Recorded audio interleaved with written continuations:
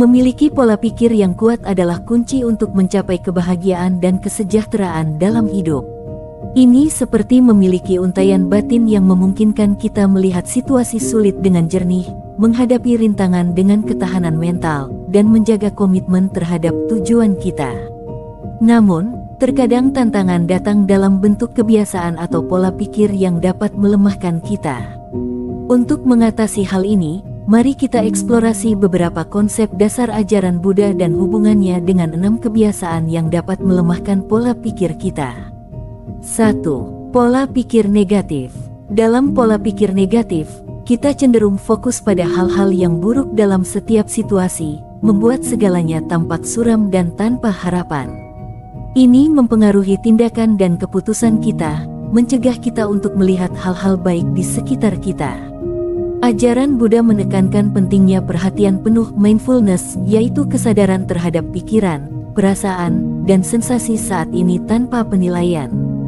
Dengan praktik ini, kita dapat memahami dan mengamati pikiran negatif tanpa terjebak di dalamnya, membuka ruang bagi pengalaman yang lebih positif.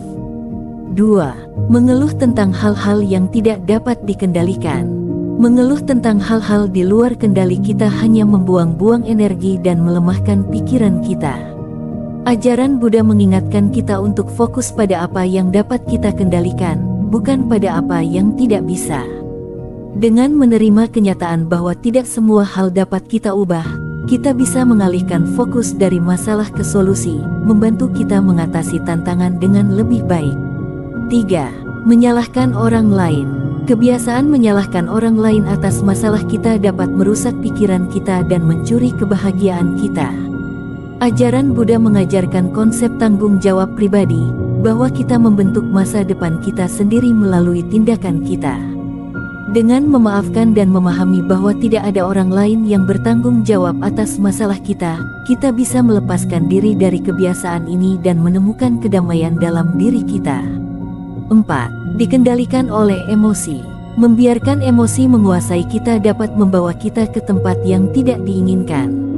Ajaran Buddha mengajarkan prinsip keseimbangan batin, yang memungkinkan kita mengenali, memahami, dan merespons emosi dengan bijaksana. Dengan cara ini, kita tidak lagi diombang-ambingkan oleh emosi, tetapi kita yang mengendalikannya.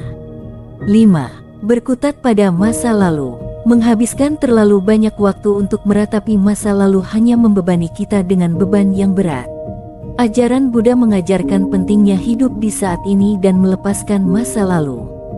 Dengan mempraktikkan ketidakkekalan segala sesuatu, kita bisa melepaskan pengalaman masa lalu yang menahan kita dan mengalami kehidupan dengan lebih ringan.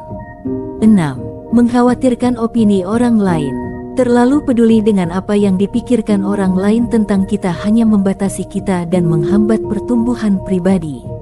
Ajaran Buddha mengajarkan pentingnya memiliki cinta kasih diri sendiri dan menghargai diri sendiri.